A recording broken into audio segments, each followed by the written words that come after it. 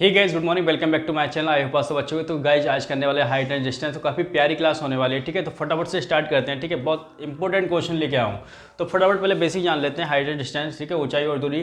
ठीक है, तो देखो, अगर ऊंचाई दूरी में क्या है, कोई भी अगर आपको मीनार दी हुई, कोई पेड़ दिया हो, कोई घर हो, कोई टावर हो, ठीक है, कुछ भी,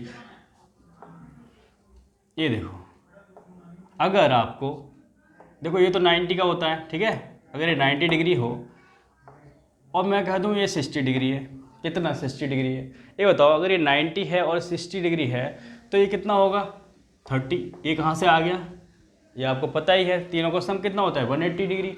तो बस इन दोनों को ऐड किया और 180 में से माइनस कर दिया, 30 आ गया। ठीक है, ये तो पता ही है। तो जब भी, अभी इसको नहीं लिख रहे हैं, ठीक है, जब भी 60 दिया हो, ठीक है, ये 60 दिया हो, तो 60 के सामने की साइड हमेशा √3 होती है। ठीक है, और 90 के सामने की साइड हमेशा 2 होती है। और अगर ये 60 के सामने की √3 है तो इसके लिए जो बेस होगा, ये साइड 1 होगी। क्लियर हो गया? अभी बताऊंगा कैसे होती है। ठीक है, देखो, चलो समझी लो। ठीक है, अब देखो कैसे होती है। मैंने कहा tan 60 डिग्री, tan 60 डिग्री क्या होता है, परपेंडिकुलर अपॉन बेस। क्या होता है, परपेंडिकुलर अपॉन बेस। मैंने कहा ये 60 डिग्री और उसके सामने का हमेशा परपेंडिकुलर होता है। जो एंगल लोगे, कोई भी एंगल लोगे, तो ये हमेशा परपेंडिकुलर होता है। और सबसे बड़ा एंगल ये है, तो इसके सामने की 90 के सामने का 2 रहती है हमेशा। ठीक है, ये 2 रहेगी। और अगर ये एंगल ये है, ठीक है, तो इसके लिए पहले 60 के लिए अगर ये √3 है तो 60 के लिए 1 होगी। ठीक है, ये क्या क्या बन जाएगा, 60 के लिए बेस। पहले 60 के लिए बता दे रहा हूँ आपको। ठीक है, इस 60 के लिए हमेशा इसके सामने देखोगे तो ये परपेंडिकुलर और बेस।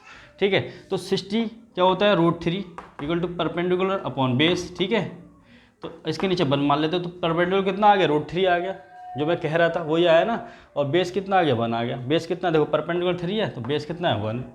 ये तो बता रहा था।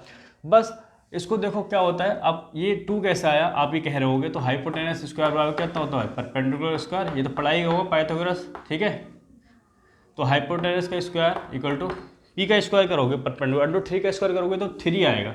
ठीक है, और 1 का स्क्वायर करोगे तो 1 ही आएगा, तो ये आ जाएगा 4। और हाइपोटेनस आ जाएगा √4 और हाइपोटेनस आ जाएगा 2। ये होता है आपका हाइपोटेनस। ठीक है, हाइपोटेनस को बोलते हैं कर्ण। ये वाली साइड कौन सी होती है, कर्ण, हाइपोटेनस। और ये परपेंडिकुलर और ये बेस, इस एंगल के लिए।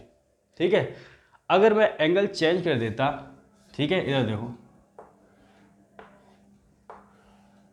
ये, ठीक है, अगर ये 90 होता, ठीक है, और ये 90 के सामने से 2 होगी। अगर मैं 60 ये कह दूँ, बस एंगल समझ लो, अगर 60 ये कह दूँ तो ये वाली साइड कितनी होगी, √3 होगी। ठीक है, और इसके लिए परपेंडिकुलर, 60 के लिए परपेंडिकुलर ये हो जाएगा और ये क्या हो जाएगा, बेस हो जाएगा। ठीक है, तो जो एंगल लोगे उस एंगल के सामने हमेशा परपेंडिकुलर बनेगा, बड़े एंगल को छोड़ के। ठीक है, और ये क्या हो जाएगा, आपका बेस हो जाएगा। इतना क्लियर हो गया? ठीक है, तो अब ये जान लो, अगर ये 30 है, ठीक है, ये 90 है, इसके 90 के सामने की ये 2 हो गई। अगर ये 30 लेते आप, ये 30 लेते, ठीक है, तो 30 के सामने की हमेशा कितनी होगी, 1 होगी। कितनी होगी, 1। क्योंकि कैसे, देखो ये 90 और 30, ठीक है, तो ये कितने का हो जाएगा, 60। और 60 के सामने की आप कितनी लेते हो, √3 लेते हो ना हमेशा। 60 के सामने √3 लेते हो, जो अभी बताया 60 के सामने की √3 लेते हो। तो ये 30 तो बचा था, ये जो मैं कहने वाला था 30 तो बता था, और 30 के सामने कितनी होती है, 1। वही लिखा है आपने, 30 के सामने की क्या होती है, 1। ठीक है, अब दूसरा चीज़ जान लो, ये देखो, ये 90 का एंगल हो, ठीक है, तो 90 के सामने की जब 45 का केस है, जब 45 का केस है, ठीक है, एक तो ये केस हो गया, ये 45 का केस है। और 45 के जब 90 के सामने की तब कितनी होगी, √2 होगी, जब 45 का केस है। ठीक है, और 45 केस है तो ये हमेशा 1 हो गया परपेंडिकुलर, और बेस भी 1 होगा। ये याद रखना। ठीक है, कहने का मतलब ये है, देखो ये 90 है, ठीक है, तो इस केस में अगर ये 45 है तो इसके सामने जो परपेंडिकुलर है हमेशा 1 होगी ये साइड, और ये साइड भी 1 होगी, क्योंकि ये भी 45 का ही होगा, और ये होगी हमेशा √2।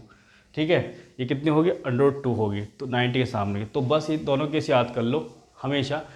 60 के सामने की √3, 30 के सामने की 1 और 45 के सामने की 1 ठीक है।